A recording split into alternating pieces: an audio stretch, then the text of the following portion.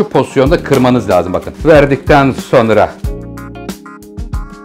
şuraya da dörtlü bırakayım. İsmini gülden aldığı için merhaba sevgili seyirciler. Kanalıma, mutfağıma hoş geldiniz. Sefalar getirdiniz. Bugün sizler için Ramazan'ın gülü güllaç hazırlamak istiyorum. Güller elimde. Rabbim ne güzel yaratmış. Efendim güzel bir güllaç tarifini sizlerle paylaşacağım. 10 tane güllaç yaprağı. Sevgili seyirciler, beyaz olması çok önemlidir. Bazen de yanık yanık oluyor. Bakın pırıl pırıl, bembeyaz. Bir tarafı mattır, bir tarafı parlaktır bu güllaçın. Parlak taraflar daima üst kısma gelecektir. Şimdi güllaçımız 10 yaprak sevgili seyirciler, 2 litre süt, 2 su bardağı toz şeker malzeme listesinde, 4 çorba kaşığı pudra şekeri, 5 çorba kaşığı Hindistan cevizi, 1 kase fındık, burada 1 kase çileğimiz var, 3 ya da 4 tane duruma göre muz olacak sevgili seyirciler ve gül suyu var. Bismillahirrahmanirrahim. Önce tencerenin içine şöyle büyük bardak sütü alıyorum. Hemen sütü alacağım. Şimdi güllaçın bütün püf noktaları ile birlikte sizlerle paylaşmak istiyorum. Hazır mıyız sevgili seyirciler? 2 su bardağı sütü, sütün üzerine şekeri döküyorum. Önce 1 bardak, büyük bardak süt koydum. 2 bardak şekeri ekliyorum. Neden böyle yaptığımı da açıklayacağım şimdi sizlere. Burada özür dilerim ses çıkarttığım için. Güllaçın sütünün ılıktan daha soğuğa yakın olması gerekiyor. Ilık olursa, hatta bir tık sıcak olursa güllaç yaprakları hamur oluyor. Ondan dolayı püf noktaları ile birlikte vermek istiyorum. Buradaki amaç nedir? Şekeri eritmek istiyoruz. Hemen 1 bardak süt ile 2 bardak şekeri ocağın altını yaktım, çırpma teliyle karıştırıp hemen erimesini sağlayacağım. Eridiği anda 2 litre sütün tamamını buraya döküyor ve gül suyuyla buluşturuyorum.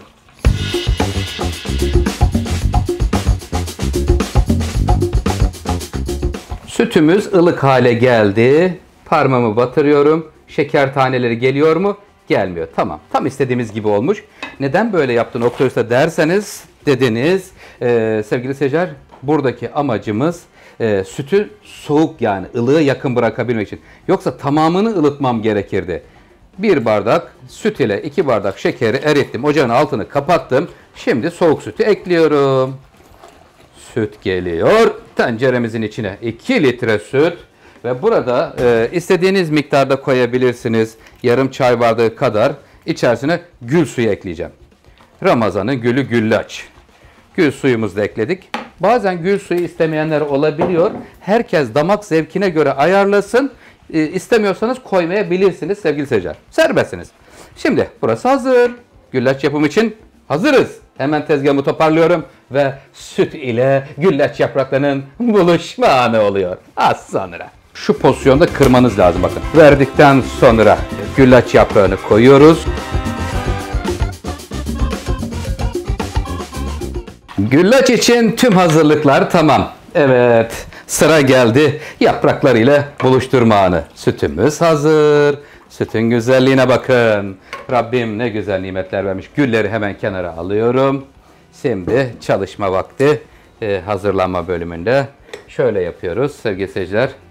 Güllaçı hazırlayacağımız tepsiyle de ilgili bilgi vermek istiyorum. Gel canım buraya. Yaklaş bana doğru. Sevgiyle gel.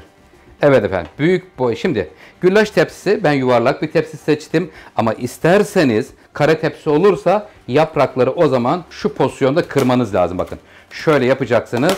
Çıtırtak kıracaksınız. Şöyle köşelere doğru getireceksiniz. Yani yuvarlak tepsi olmadığı takdirde söylüyorum. Evet, şimdi sevgili seyirciler hemen yapım aşamasına geçiyoruz. Sütü yaklaştırıyorum yanıma. Buraya gelsin. Geldi. Hatta zor oldu. Şöyle daha da yaklaştırırsam güzel olur. Şimdi oldu. Evet efendim. 1 kepçe önce zemine bir süt veriyorum. Verdikten sonra 1. yaprak güllaç yaprağını koyuyoruz. Ama ne demiştik? Parlak olan taraf yukarı gelecek. Burası önemli bir püf noktası. Bismillahirrahmanirrahim. Yiyenlere şifa olsun diyoruz. Sevgili seyirciler, arada biraz pudra şekeri, biraz Hindistan cevizi. Bu orijinal bir güllaç tarifidir.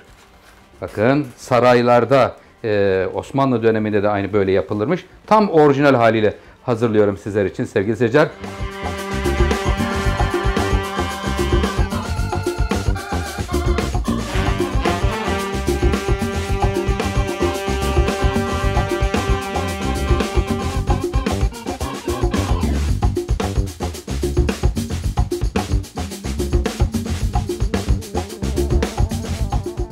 Güllaçın fındıklarını kırdık. Fındıkları kırılırken güllaç yapraklarını görelim. Bakın nasıl çekmiş, görüyor musunuz?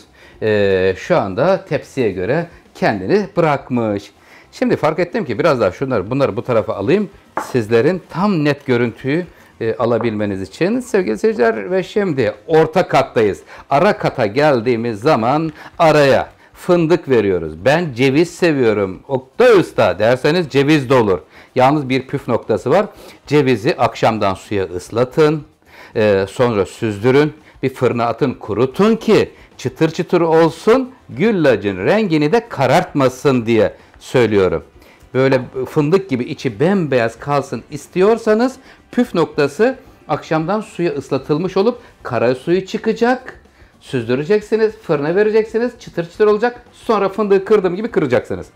Ve şimdi Hindistan cevizi veriyorum buraya. Pudra şekeri veriyorum fındıkların üzerine. Allah'ım ne güzel nimetler veriyorsun. Rabbim sana sonsuz şükürler olsun. Bizi 11 ayın sultanı Ramazan-ı Şerif ayına kavuşturdun. Güzel nimetler verdin. Birbirimize dua ettirdin. Şükürler olsun Allah'ım. Evet, şimdi 10 yaprak güllaç ile hazırlıyorum. 5. kat yaprağa gelince araya fındık verdim. Şimdi yine devam ediyorum ve hızlanıyorum. İşlem aynen bu şekil devam ediyor sevgili seyirciler.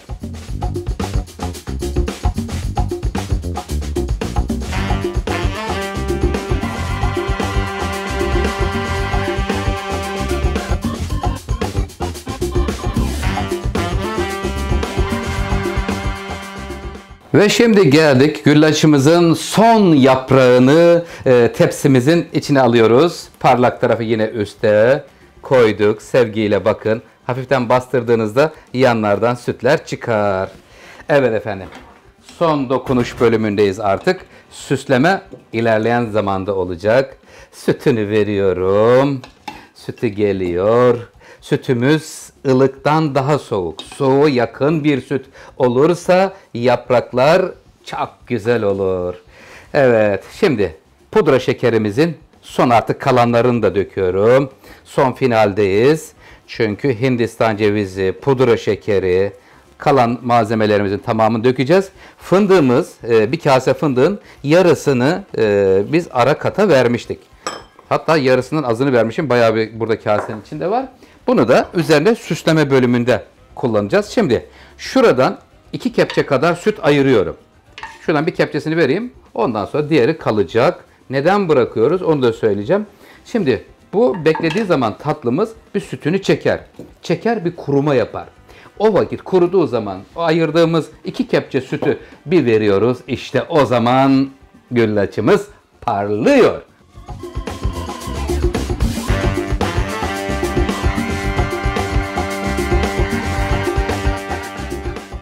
Ramazan'ın gülü güllaç 1 saat bekledi oda sıcaklığında. Şimdi ayırmış olduğum 2 kepçe sütü veriyorum sevgili seyirciler. Çünkü kuruma yapar. Burası çok önemlidir ama mutlaka ayırın. Ayırdığınız şöyle 2 kepçe, 3 kepçe Allah ne verdiyse son bir kez daha mutlaka süt verelim. O yumuşacık yapar. Üzerinin kurumasını önlemiş olur. Şimdi oda sıcaklığında kendine geldi tatlımız. Hemen buzdolabına bir gönderiyorum. Şöyle bir 10-15 dakika buzdolabında dursun. Ve ondan sonra fındık, muz, çilek, gül yaprakları ile birlikte süsleme vakti diyoruz.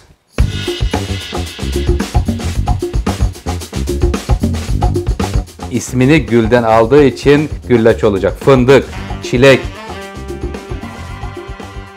Buzdolabından Ramazan'ın gülü güllaçımız geliyor. Önce dışarıda bekledi. Sonra ayırdığımız sütü verdik. Buzdolabına koyduk. 1 saat soğudu. Ve şimdi güllaçı süsleme bölümüne geçiyoruz. Güllaçta ismini gülden aldığı için gül yaprakları ile kenarlarını süslemek istiyorum. Şöyle güzel süslenmiş, şık bir sunum yapılmış güllaç olacak. Fındık, çilek, muz ile güllaçımızı süsleyip sonra da servis vakti diyeceğiz.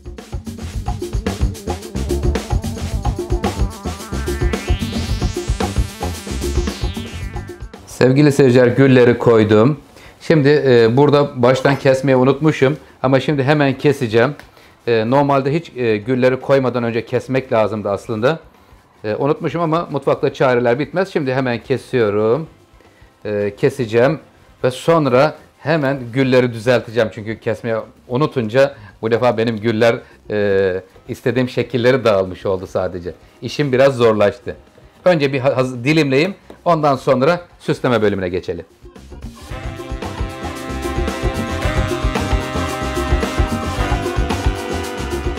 Güllaçımızın şimdi süsleme bölümündeyiz. Şöyle bölüm bölüm fındıklar bırakıyorum. Sizler isterseniz dilimlerin üstüne de her dilim üzerine de bırakabilirsiniz. Ama ben şöyle görselinin, tepsinin güzel bir görüntüyle, sunumla tamamlanmasını istiyorum. Şuraya da dörtlü bırakayım. Oo, çok güzel göründü sevgili seyirciler. Gerçekten harika bir görüntü ortaya çıktı.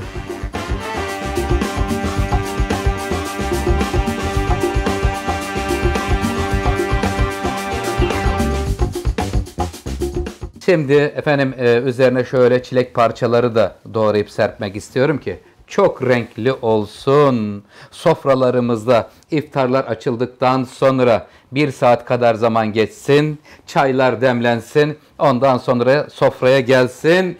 Ramazan'ın gülü güllaç sevdiklerimizle birlikte inşallah diyor ve sevgili seyirciler, veda vaktimiz yaklaşıyor. Rabbim oruçlarınızı kabul etsin. Sizler için dua ediyorum. Siz de benim için dua ederseniz çok mutlu olurum. Kanalıma abone olan dostlarımıza da teşekkür ediyorum. Desteklerinizi, katkılarınızı lütfen bizden kesmeyin. Rabbim oruçlarınızı kabul etsin. Allah'a emanet olun. Hoşça kalın, sağlıklı kalın.